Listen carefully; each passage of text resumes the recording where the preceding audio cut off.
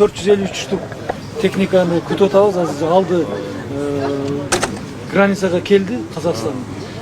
Декабрдын 20-сына 453 техника келип, бул жерден пайдаланууга беребиз.